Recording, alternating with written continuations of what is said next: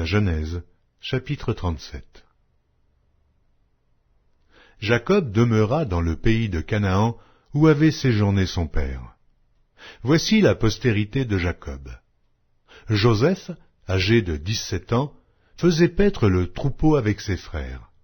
Cet enfant était auprès des fils de Bila et des fils de Zilpa, femme de son père.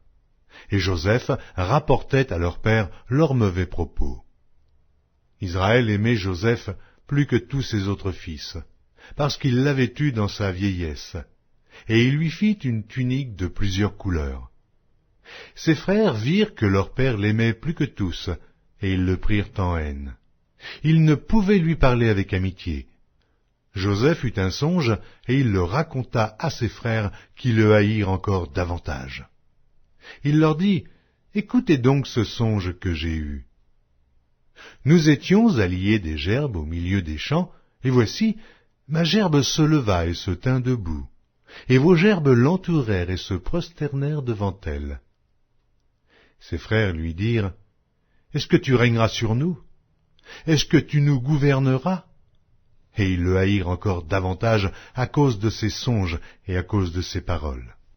Il eut encore un autre songe, et il le raconta à ses frères. Il dit, « J'ai eu encore un songe, et voici, le soleil, la lune et 11 étoiles se prosternaient devant moi. » Il le raconta à son père et à ses frères.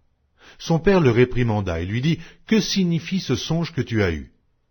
Faut-il que nous venions, moi, ta mère et tes frères, nous prosterner en terre devant toi? » Ses frères eurent de l'envie contre lui, mais son père garda le souvenir de ces choses.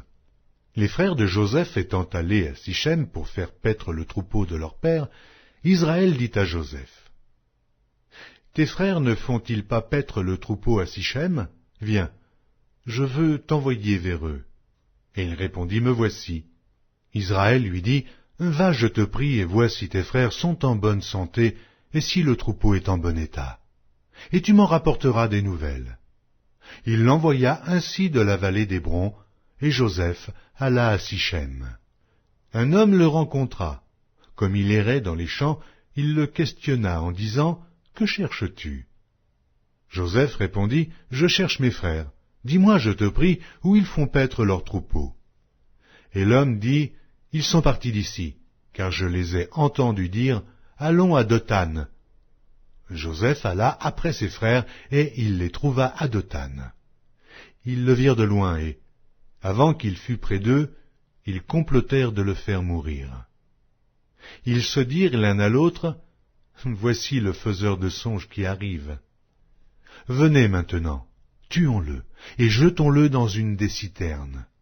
Nous dirons qu'une bête féroce l'a dévoré, et nous verrons ce que deviendront ces songes. » Ruben entendit cela, et il le délivra de leurs mains. Il dit, « Ne lui ôtons pas la vie. » Ruben leur dit, « Ne répandez point de sang. Jetez-le dans cette citerne qui est au désert, et ne mettez pas la main sur lui. » Il avait dessein de le délivrer de leurs mains pour le faire retourner vers son père. Lorsque Joseph fut arrivé auprès de ses frères, ils le dépouillèrent de sa tunique, de la tunique de plusieurs couleurs qu'il avait sur lui. Ils le prirent et le jetèrent dans la citerne. Cette citerne était vide. Il n'y avait point d'eau. Ils s'assirent ensuite pour manger. Ayant levé les yeux, ils virent une caravane d'Ismaélites venant de Galaad. Leurs chameaux étaient chargés d'aromates, de baume et de myrrhe, qu'ils transportaient en Égypte.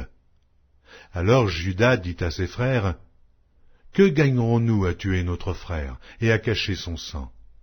Venez, vendons-le aux Ismaélites et ne mettons pas la main sur lui, car il est notre frère, notre chair. » Et ses frères l'écoutèrent. Au passage des marchands madianites, ils tirèrent et firent remonter Joseph hors de la citerne. Et ils le vendirent pour 20 sicles d'argent aux Ismaélites, qui l'emmenèrent en Égypte. Ruben revint à la citerne, et voici, Joseph n'était plus dans la citerne. Il déchira ses vêtements, retourna vers ses frères et dit, « L'enfant n'y est plus, et moi, où irai-je » Ils prirent alors la tunique de Joseph et, ayant tué un bouc, ils plongèrent la tunique dans le sang. Ils envoyèrent à leur père la tunique de plusieurs couleurs, en lui faisant dire « Voici ce que nous avons trouvé. Reconnais si c'est la tunique de ton fils ou non. » Jacob la reconnut et dit « C'est la tunique de mon fils. » Une bête féroce l'a dévoré. Joseph a été mis en pièces, et il déchira ses vêtements. Il mit un sac sur ses reins, et il porta longtemps le deuil de son fils. Tous ses fils et toutes ses filles vinrent pour le consoler, mais il ne voulut recevoir aucune consolation.